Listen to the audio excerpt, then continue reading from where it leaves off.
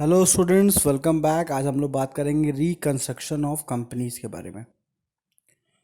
Reconstruction, what is reconstruction? Reconstruction is an exercise of restarting assets and liabilities of the company entity whose financial position as reflected by its balance sheet is not healthy but the future is promising।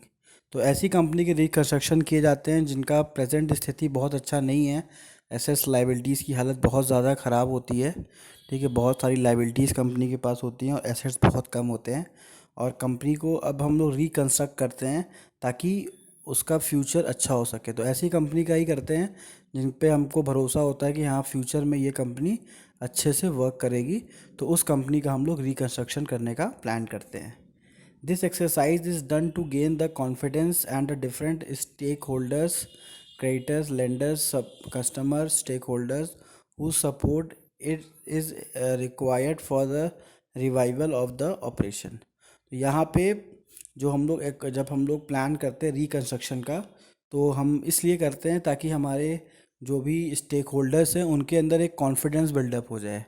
जैसे creditors हो गए, lenders हो गए, तो उनको भी लगता है हाँ, ये डूबी हुई कंपनी जो जिसकी स्थिति नहीं सही चल रही है, अगर रिकंस्ट्रक्शन कर दिया जाए तो कंपनी फिर से अच्छा काम कर सकती है। तो रिकंस्ट्रक्शन करने से जो कंपनी के हमारे स्टेक होल्डर्स होते हैं, क्रेडिटर्स होते हैं, लेंडर्स होते हैं, प्लस कस्टमर्स होते हैं, शेयर होल्डर्स होते हैं, उनके अंदर एक अच्छा कॉन्फिडेंस जग जाता है कि हाँ, अब कंपनी अच्छा काम करेगी। तो ये होता है रिकंस्ट्रक्शन का पॉजिटिव इम्पैक्ट कंपनी के स्टेक होल्डर्स पे। नेक्स्ट आते हैं, क्या ऑब्जेक्टिव होता है? टू जनरल सरप्लस और the writing of the accumulated loss return, writing down the over stated assets. तो इसमें होता क्या है, जो भी हमारे लॉसेस होते हैं उसको हम रिटर्न ऑफ करते हैं, उसको हटाते हैं। प्लस जो हमारे एसेट्स होते हैं जो कि ओवर स्टेट कर रहे हैं उसको भी हम सही करते हैं ताकि हमारा जो कंपनी है वो सही लाइन पे आके अपना वर्क कर सके। To generate cash for the working capital needs replacement of assets to add balancing equipment, modernize the plant and machinery। तो यहाँ पे क्या क्या चीज़ें होती हैं?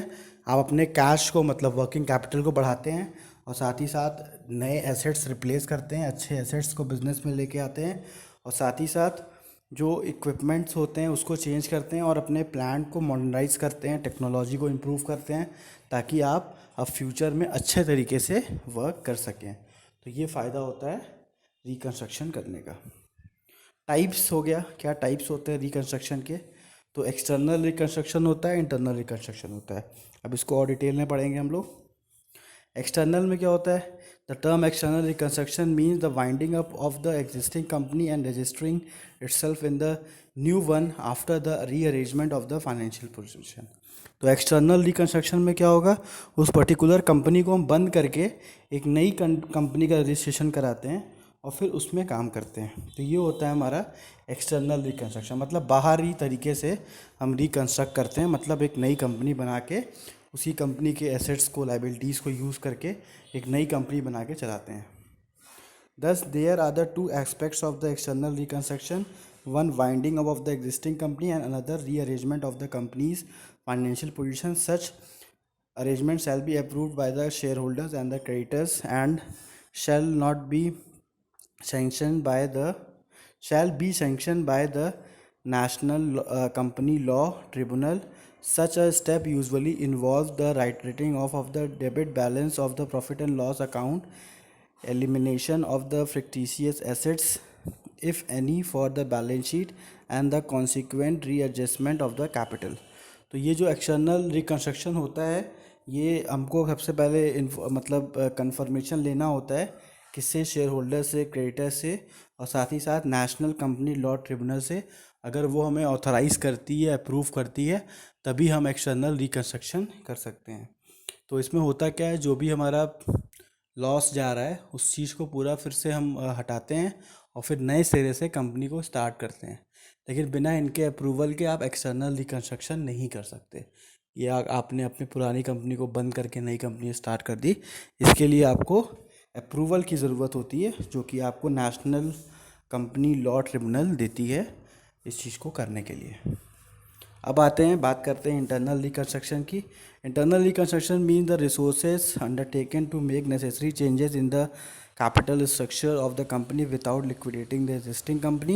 In the internal reconstruction, neither the existing company is liquidated nor the new company is incorporated.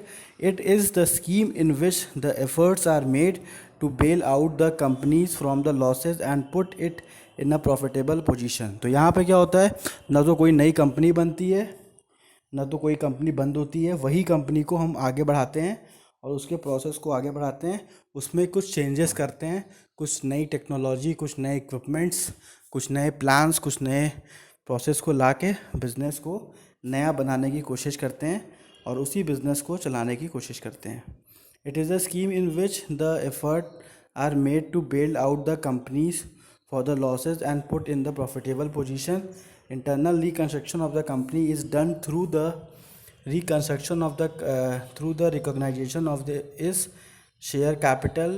It is a scheme of the reorganization in which all the interested parties in the capital structure voluntary to sacrifice their are the companies they are the company shareholder, debenture holders, creditor, etc. Under internal reconstruction, the accumulated training losses and the fractional assets are written off against the sacrifice made by the interested holders in the form of reduction of the paid up value of their interest.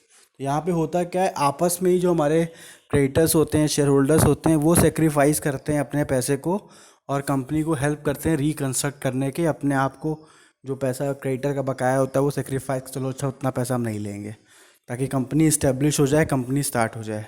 तो internal reconstruction इन सब के सहयोग से होता है।